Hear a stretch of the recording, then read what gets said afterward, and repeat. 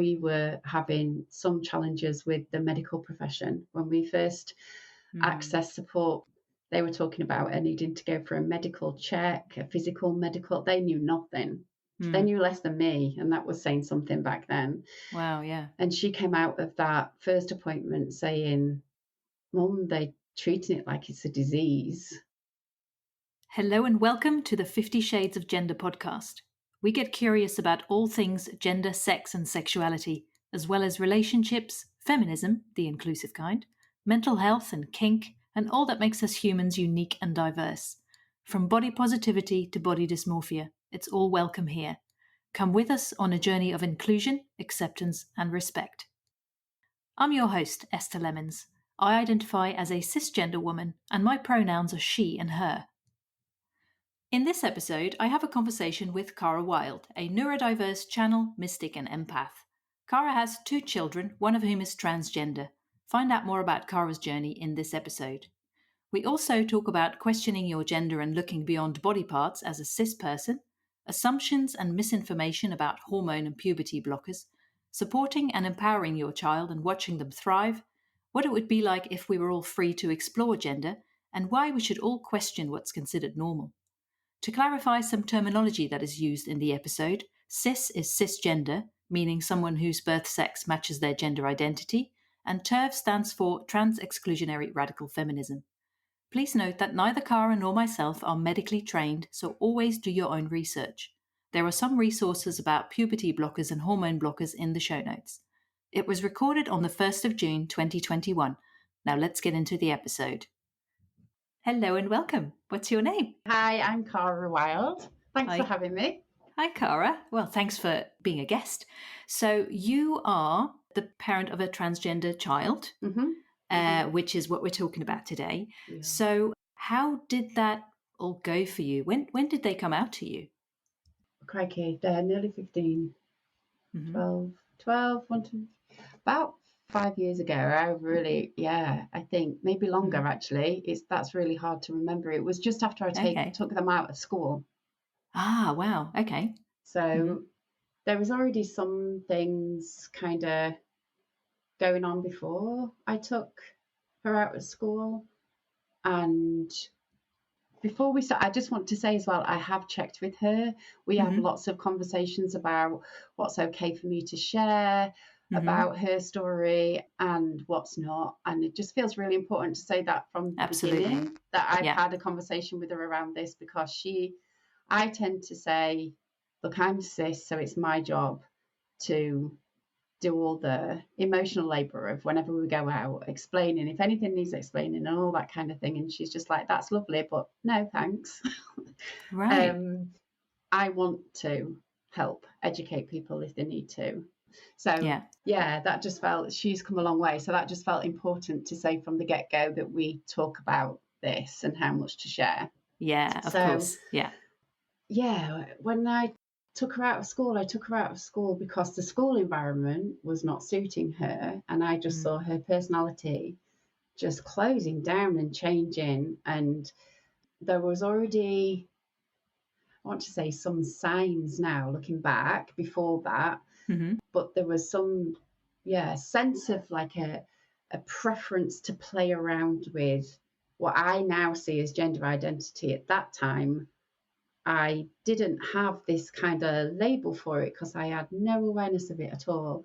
And I just noticed, so she'd just want to put nail varnish on, and like, she doesn't even do any of that anymore. She can't stand it.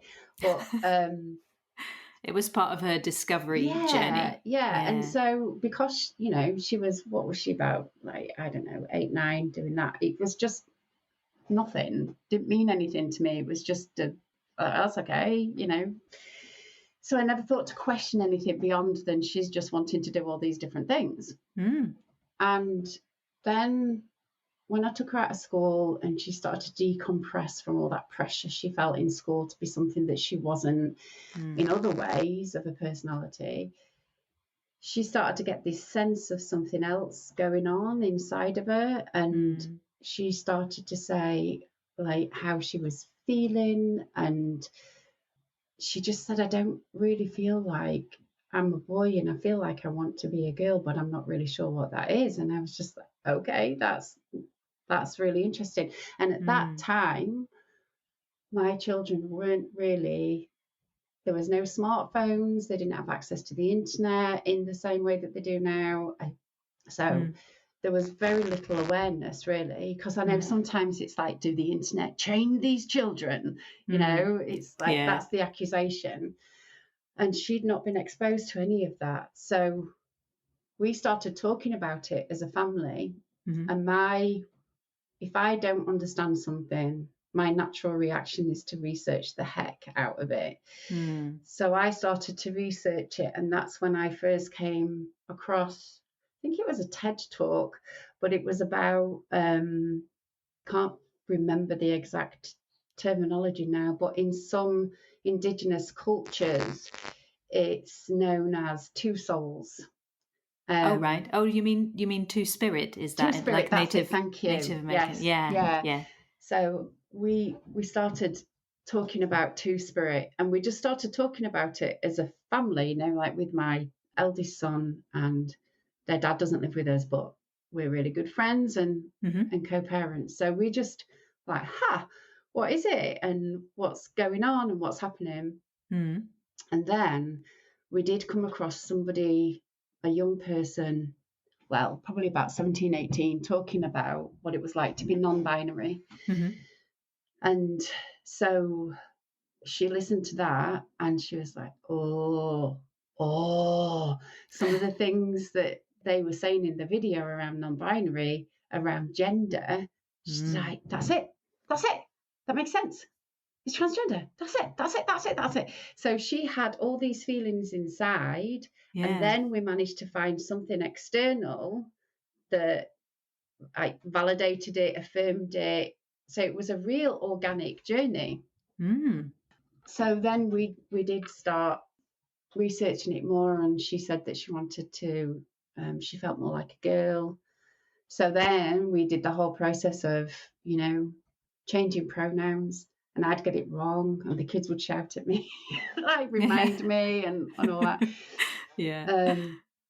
So then she wanted to change her name, and then I kind of thought, I need more support around this. I didn't know any other parents, or even now, like God knows what it was like, you know, a while ago, but even now there's so many more resources than there were a few years ago. So I found Mermaids in the UK, a local support group, and that was run by one of the counsellors who works for Gender GP. Don't know if you've heard of them. So I joined a group that supported other parents. So we all got together. So there were some parents there that were way ahead of the journey than me, and some parents that were earlier on than me. And then Ayla came to a few of their youth support groups, but she wasn't really that interested at the time. So like my feelings around it is I just wanted to make sure that I handled it sensitively, carefully, but also to not, I suppose I was like trying to understand it myself, and now it's hard to imagine what I felt like then. Because it now, the idea of gender to me just feels a bit ridiculous. But back then I was like, what? Just all my conditioning around your body is your gender was just such a part of my everyday experience, especially being cis, but such a part of my everyday experience that it wasn't accepting a worldview. It was just, I didn't have a problem getting curious about it. It just took me a while to kind of get my head around it. Do you know what I mean? And I didn't want to put that on her, but I also needed to like understand it myself as well. So she did teach me a lot. And my kids taught me a lot about it. I bet. Yeah. See, that's really interesting, because I think when you're in a situation where someone close to you is struggling perhaps, or questioning their gender, then you start questioning as well. And I've noticed that, like, in the conversations that I've been having. And I've gotten to a stage where I'm like, what does it even mean to be a woman? What does it mean to me? What is it all about? And Do you it's gone know? really blurry, Yeah, do you know? And when I was first exploring some of this and reading books and blog posts and other people's experiences and trying Mm-hmm. to understand it from, that other point of view, like I Mm-hmm. say, trying to get my cis head into a transgender worldview, Mm-hmm. the one thing that was really helpful was there was somebody said, well, how do you know you're a woman? Yeah. And I thought, it's not because of my body part. That's not how I know I'm a woman. Mm-hmm. And it was just, I just know. And Yeah. that's what, I mean, I didn't say, how do you know, to my daughter. That just, of course, that felt a bit rude. But that's what she was already saying. I just know. I just know. And Mm-hmm. it was that when I said to her dad, how do you know that you're a man? And he's like, I just know. And I said, exactly, that's what we're all carrying around, that we Yeah. just know, but we're told we just know because we've got certain body parts. But actually, Mm-hmm. when you really sit with that question, you just know, Yeah. because you see something demonstrated to you, or I don't know what it is. I still, but you just know. Yeah. See, that's it though. That is really it. Because I started questioning all that as well.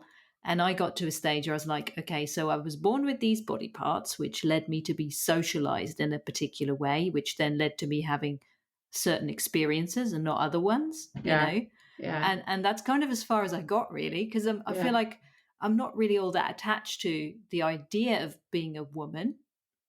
It's almost like Right. what makes you a woman or a man versus what makes you just a human being. I It's think that's like, does probably it? where we're going to get to. Yeah, Yeah, like, what does it really matter? Is it really that important? I mean, it is for some people, because obviously, I had a conversation with a lovely trans woman called Evie Winters, and she's just so sure in her womanhood. She's like, yes, I'm a woman. I've always known I'm a woman. It's a fact. yeah. And she's had to fight for that, and she's suffered for it. She's just had her surgery, and the recovery process is intense. She shares a lot about it quite publicly, and yeah, she's just so sure of it, and it Mm. makes me think, wow, that's really great. And then for me, I'm a bit like, I don't know, it's gone all fuzzy. I have no idea anymore. Yeah, it's so interesting. Yeah. Mm. So what else have you found helpful along the way? Talking, I suppose, but trying to understand it from my daughter's experience Mm. and talking to other parents. And I mean, we already have an environment. I'm a trained counsellor, so I brought my kids up to talk. It's just like I get on their nerves sometimes. So I always try to create a field of empathy within the house anyway. So Yeah. I suppose like mermaids really helped Hmm. me. Yeah. Their helpline was brilliant because we were having some challenges with the medical profession when we first Mm. accessed support from the medical profession to get the referral to Tavistock. Then they were talking about needing to go for a medical check, a physical medical. They knew nothing. They Mm. knew less than me, and that was saying something back then. Wow. Yeah. And she came out of that first appointment saying, Mum, they treating it like it's a disease. Mm. And so Gender GP really helped me with that because as a parent, I was starting to take up some of the kind of questioning within myself, starting to panic that my openness had led to encouragement or something, like as a Mm. parent, I think you get bombarded, right? We've been accused, the parents recently over the last few years have been accused of homophobia and that we're trying to change, like our kids are really gay, Right. but we can't stand it. So we're trying to change their gender. And it's just like, are you kidding me? Right. Which would be easier in this day and age, Right. Yeah. So I've been part of support groups where support groups of parents where journalists have infiltrated, pretended to be a parent to get information and then taken that to the press. Really. Oh, So, wow. so it's nothing compared to what transgender people experience. But as the parent, you feel like you're on this spotlight, and there's all sorts of it gets quite sinister sometimes about some of you're forcing your child into it, or it's just been awful, especially with the court investigation into Tavistock as well. So I felt really supported going to talk to gender GP who have gone through their own experience over the last few years. But this was a few years ago when they were still over in this country. And that was brilliant because we got lots of affirmation that it just sounds really, it sounded really organic and supportive. And I also listened to quite a lot of podcasts from America because their approach to transgender kids is so much more, well, it was back then, a few years ago, so much more kind of leading edge. And that was just really refreshing. Like some of the podcasts from America were saying things like, well, why don't you just let your kids play around with gender for a bit as they're growing up? Like, what does it matter? Yeah. Because we were trying to get some blockers for Ayla, some hormone blockers, so that the testosterone, could be slowed down a bit to give us some breathing space and some time. And so there's a big issue over in this country about blockers. And over in America, they were saying, what is the problem? We have it for prepubescent kids who are growing too quickly, or it's like it's a lot more accessible than you think when it's not transgender issue. It's clearly there's a lot of transphobia going on. So that was really helpful to stretch me into, oh wow, okay, so that's possible. And so what we're trying to do is fine. It like stretches the possibilities and the openness, and not to be so threatened by it. I think we're really threatened by the idea of loosening up around gender. Do you know what I mean? I don't know if you... Yeah. So definitely talking to other parents. And I also signed up, Ayla, for some support groups, online support groups with other trans kids, but some of them were having a trickier time than her, and she started to feel a bit uncomfortable about being in groups, and she's like, God, it's so easy for me, I feel a bit bad, so she feels like she's had a bit of an easier time. So yeah, definitely talking to other parents and trans people for God's sake, like people that get it. Like one of Ayla's counselors, so good, and she's trans, and she helped me make so much sense of it. So supportive, so compassionate, so just talk to trans people. yeah totally. And then I'm in touch with another group, and I'm quite active in that local charity now, and my daughter's really active in their youth group and things. And the organizer did a talk on the history of transgender pre-colonialism, and how just a natural part of our society it's always been, but there was, they weren't allowed to live, and there was like a genocide really that went on. And so that helps me with all this charge at the moment, where it's like, well, where are all these transgender kids coming from? And it's not a new thing, it's just never been allowed before, and so that's been really helpful, as though the internet is growing trans kids or something.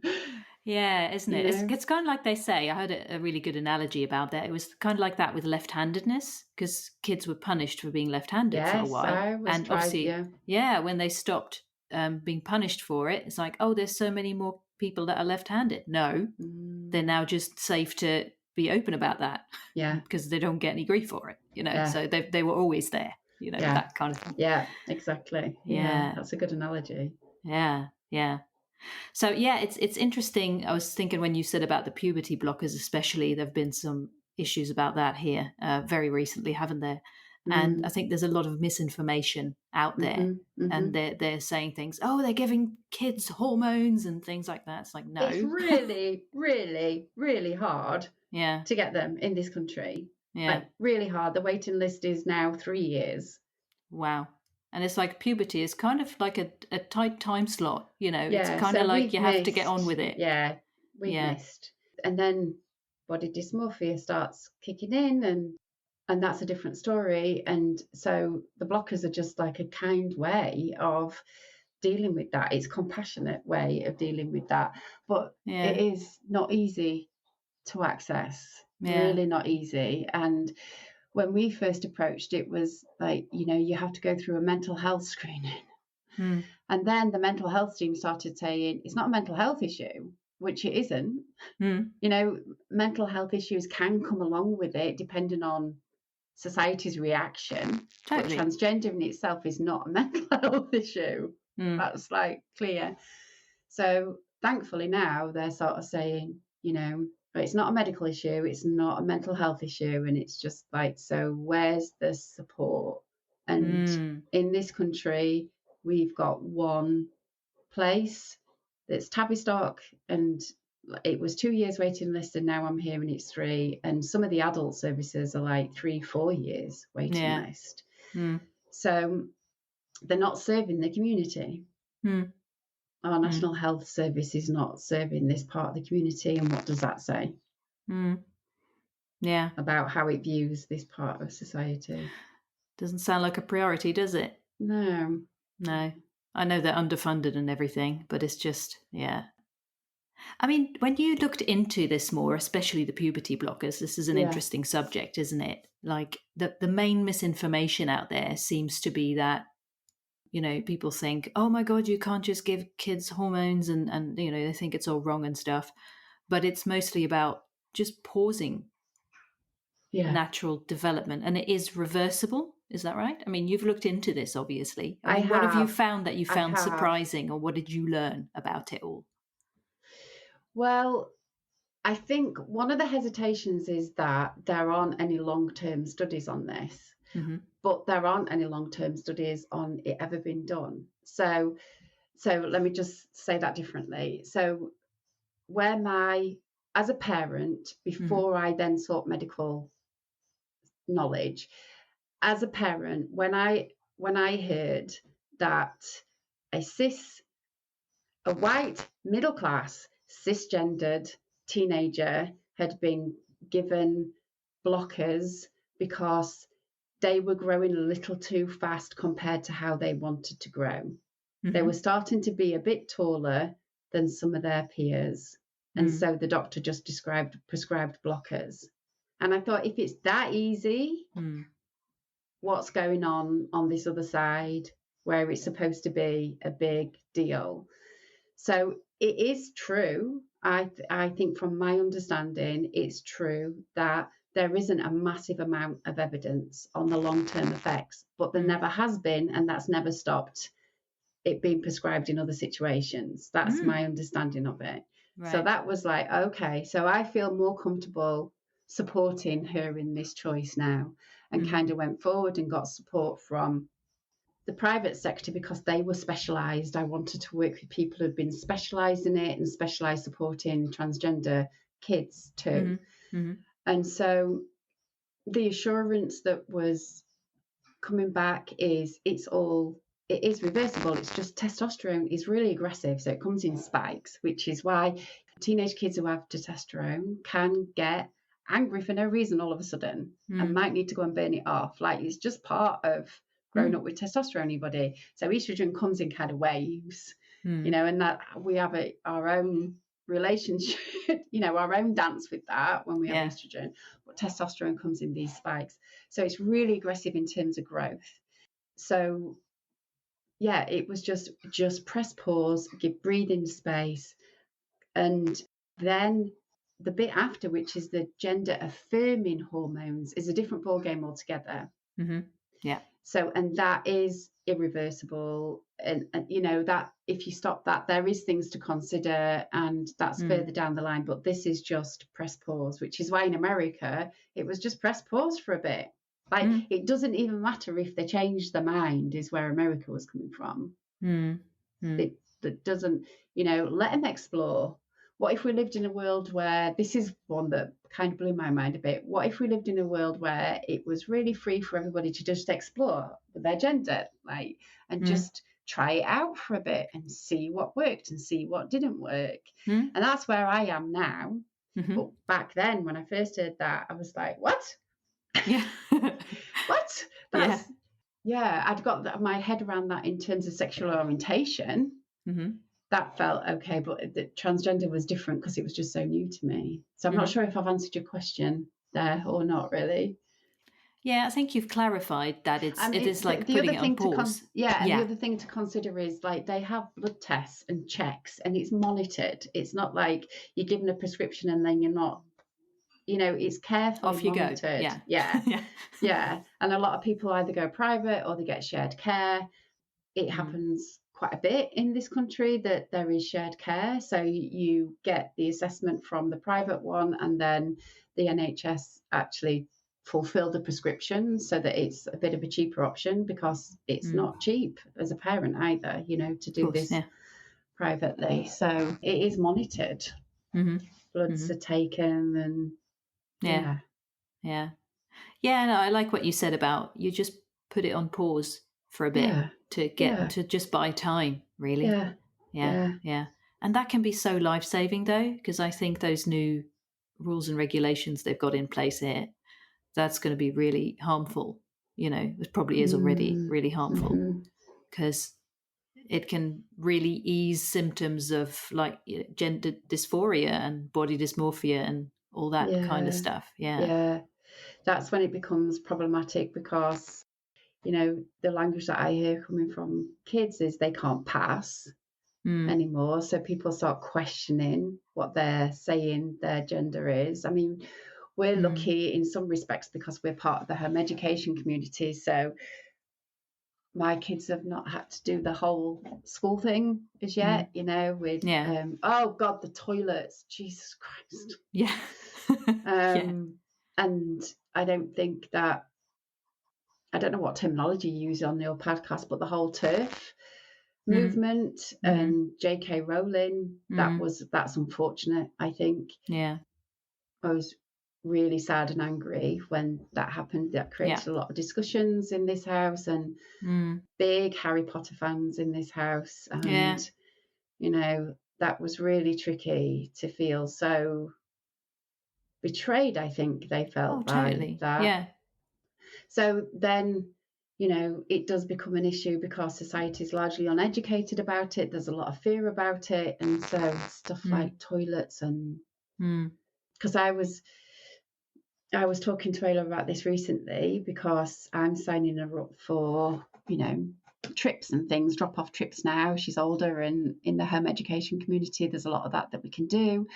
And so I was saying to her, do you want me to just say in advance she's trans and get that over and done with? I don't know. What should we do to kind of handle that? Because since lockdown, her body's changed and her voice is a little deeper.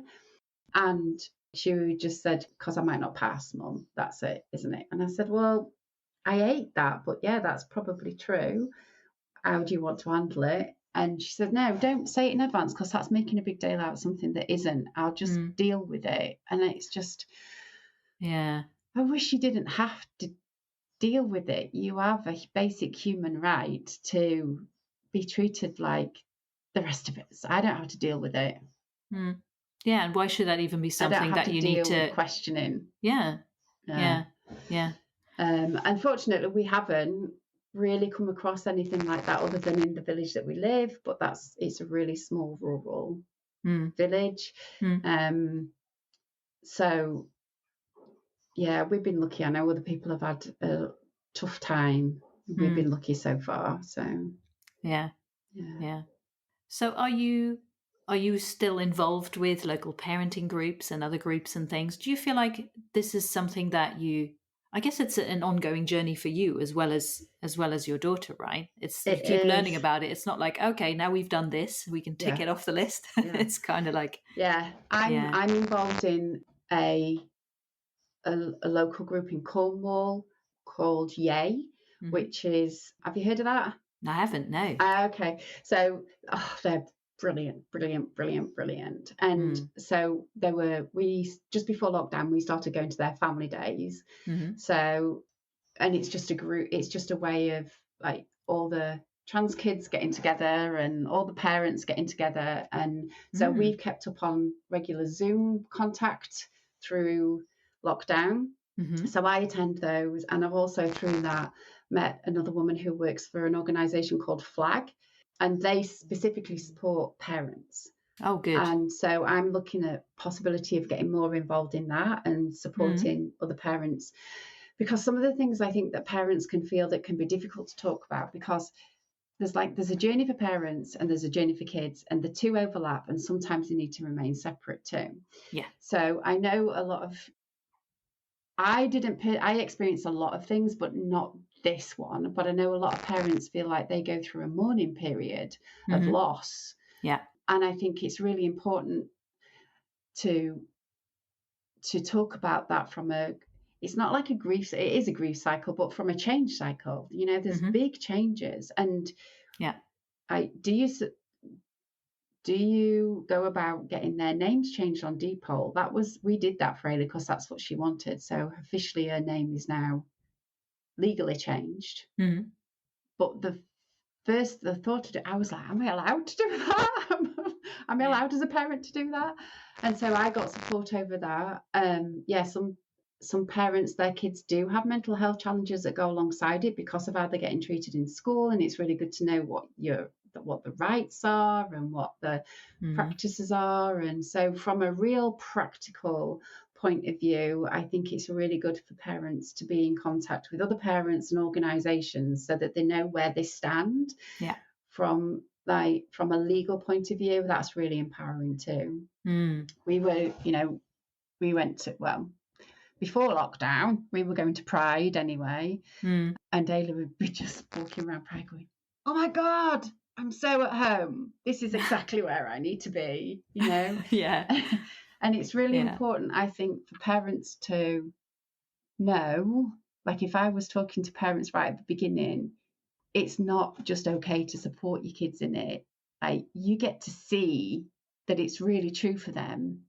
That there was no doubt in my mind when I took her to that Pride event in Newquay quite a few years ago, because she just owned it. She was just in her power. She obviously felt completely at home. It's where she belonged. She didn't need to fit in. She just belonged there. And she just lit up. And that was just,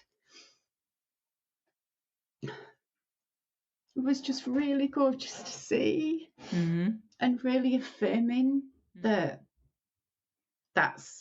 we're doing right, this is right. And I think that pressure on parents because we can get accused of all sorts of things, that those kind of experiences and talking to other parents is so vital, so that you can provide a supportive, empowering journey for your child. You need to be empowered so that they can be empowered. So there's like a mutual journey that overlaps, but there's also, you need to get something very specific, I think, as a parent. Does that make sense? Yeah, totally. It reminds me of something that Ange said, the other parent of a trans kid, in episode 7 of the podcast. And she was talking about ring theory, silk ring theory. So it's about someone who's going through something is at the core of the ring. So that would be your daughter.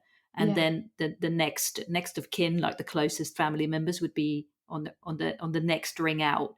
So basically, if a parent has some trouble coming to terms with stuff to do with their kid's gender journey, then they should talk to people further outside of the ring and not inside. That's a really because good that's a real burden to them, because they're dealing with their own stuff, right? Yes. But it's also good to acknowledge, like, I'm feeling these feelings and I need support, I need help, and that's valid. It's all, whatever feelings come up need to be welcomed, don't they? Yeah. Totally. Yeah, Yeah. that's a And good way of also looking not at it. burdening your child in addition to what they're Yeah, already going through, yeah, and trying to be supportive to them, So yeah, it's such a journey for for everyone involved, really, isn't yeah, it? yeah. Yeah. And we did have conversations with the siblings as well, and then Hmm. there's grandparents, and Yeah. and things like that. Yeah, Yeah. yeah. Wow. What would you say has been the best part of going through this journey or on this journey? Oh my God. Well, from a individual point of view, not a parent point of view, but from an individual my life is richer Hmm. because this particular worldview has just impacted all my worldviews. I already celebrated diversity. That's been really important for me for a long time in all sorts of different ways. So I'm neurodiverse. Hmm. So I always see diversity as something to be celebrated. It's Hmm. like it's how our soul wants to experience this lifetime. Like from a spiritual point of view, that's really important to me. And Hmm. this has just enriched that worldview. And Hmm. it's on that level, it's been so much fun, if that makes sense. Hmm. It's just like this whole different world is possible. And then that impacts the way that I look at other things and question other worldviews that I have. So it's just been this massive opportunity for growth in this really enriching way. Hmm. Hmm. Yeah, I'm not sure I can find the words for it, but that's it. It's like this whole other Yeah. world has opened up, and this world that's not as it's helped me to think in my life, where am I still conforming to societal conditioning that my Mm. soul just says no to, or my body's just like, I don't think so. Like I Mm. know a deep knowing intuitively, like I call soul level, that this Mm. world is just not got it right, especially in Yeah. our Western world. Yeah. So it's helped me question other things. It's very, very liberating. Mm. Yeah. That makes a lot of sense, actually, because I felt Yeah, the same way. Obviously, not from a parental point of view, because I don't have kids, yeah, but yeah, from connecting with so many like gender diverse people. And it's amazing once you start seeing how we conform yeah, to everything and how normal that is. And once you yeah, start questioning what's normal, you're like, whoa, you know, yeah, yeah, incredible, isn't it? yeah, it Yeah. is. Yeah. And Mm-hmm. from a parenting point of view, there's been a lot of like struggle, Mm-hmm. watching the struggle, but there's been a lot of like empowerment as well. Mm. So there's a lot of strength that's been gained early on, I think, especially because we've been able to provide her with kind of like a supportive bubble. Mm-hmm. So she's been able to do that chrysalis stuff, Mm. quite organically. And so she's really got a solid sense of her own identity Mm-hmm. pretty early on for a teen, really, because that's a tricky time of your life. I wouldn't want to repeat my teenage years. Oh, good grief, no. No thanks. So she's got that solidity, I think, obviously, like in a way that I never did, but obviously Mm. I wouldn't have chosen some of those experiences for her. But now that she's had them, it's so good to see her just owning it. Yeah. She's just like, yeah, queer is so cool. That's what she wakes up. She wakes up and she's like in the morning. She's like, "Who's gay? If you're not, why not? Who's gay?" Oh, I love that. Yeah, yeah. So she's really come into her own. That's been gorgeous to watch. Yeah, I'll bet. That's Mm. amazing. Yeah. Wow. Is there anything that you'd like to add that we haven't talked about yet? I don't think so. It's just like there are a lot of challenges in it, and I think those issues need to be. I don't know. See, I'm sat here with so much privilege around this Mm. that it's easy for me to say there's a lot of richness involved in it as well as a lot of the struggle, and I Mm. realize I'm saying that from a point of privilege, but it's nothing to be frightened of. As a parent, just Mm. embrace it and get curious, get supported from the right places. Mm. The specialists, the people that know what they're talking about, and try not to take on some of the other stuff that gets said about parents, and just Mm. get support. Yeah. Yeah.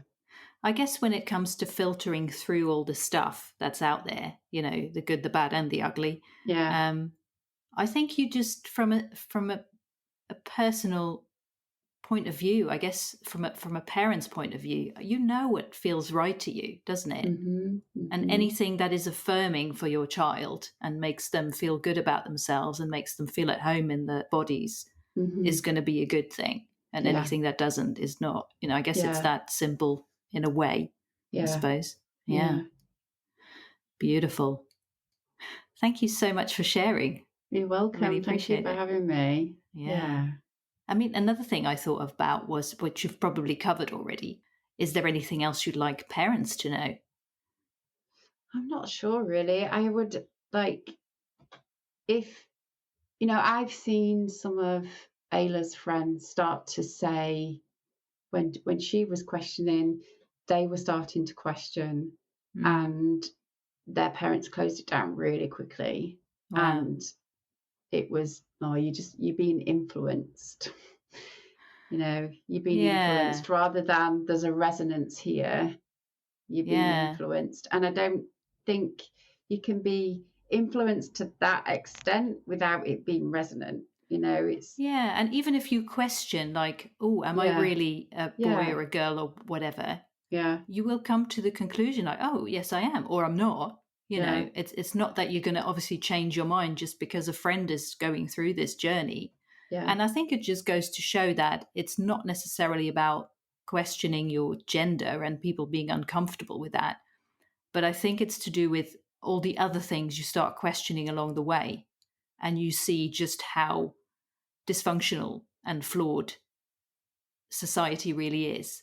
But it challenges the very foundations of it, and That's if the everyone thing. And that's started what, doing that, yeah, yeah, then that that's, that's what these kids, that's a gift yeah, that these kids are bringing to our society, I think, and our establishments are just really threatened by it because yeah, there are belief systems that have had a lot of energy in our world for a long, long, long time, and they don't want to go without a fight, and totally. they're represented in organizations and establishments that have got power. Mm-hmm. So it's like a grassroots kind Mm, of dismantling of totally. paradigms. Yeah. And the other thing, like now, if I was to go right back to the beginning of my journey, I don't think I would give my child a gender at birth. Mm, And I know a lot of parents don't do that now, do they? Because what I learned through conversations that I've had with Ayla is that she really did know all along, really did know all along. And I'd always been tried to be gender free in terms of clothes choice and toys. And I thought I'd made a conscious effort with that. mm-hmm. But there was still a lot in me that I just naturally went to. I didn't do blue. It sounds so nothing now, but they're 17 and 15 this year. So this is a while ago. But I was very, we're not doing blue, and we're not doing no pinks and all that kind of stuff. And we're not doing cars. And my parents were still very much of that ilk, and I'm like, no, we're not doing any of that. We're just doing neutral and just what their preferences are. So I thought I was already doing it, but obviously I had no idea about transgender. So that conditioning was very much of my unconscious structuring as a parent. Mm-hmm. So Ayla said, I know I had choice, but I knew which one I was supposed to choose. Mm. And I knew I didn't quite feel like that, but I knew I was expected it. I just didn't know I could question it. Didn't know that was possible. Mm-hmm. So it's like, even though I tried to be as open as I possibly could, she didn't know it was okay to question, which is what her innate sense of self it sounded like from about 3 was saying to her, and that's what I know other parents have found. That's true. Mine were a lot older. And so it's like, if we just accept as a new being is born into this world, that they get to choose for themselves from everything that's available outside of here, and we're here to guide their choices. We need to look at it more like that. But yeah, just that they pick up on the structure, that 0 to 6 years old, the unconscious mind is just absorbing everything, isn't it? We're in that hypnotic state in our brain. We're just absorbing it all. And it's just so deeply ingrained. Mm-hmm. It is, yeah. Well, the kids are changing it, aren't they? So that's good. That is good. We'll let them. Yeah, for sure. Yeah, awesome. Well, thanks again for chatting with me about all this. Yay! No worries.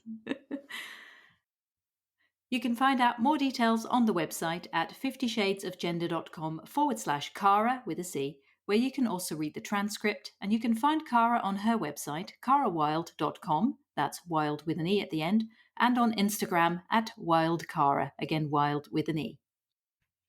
Thank you for listening to the 50 Shades of Gender podcast. You can find us online at 50shadesofgender.com and on social media. If you'd like to support us, please consider becoming a patron on Patreon.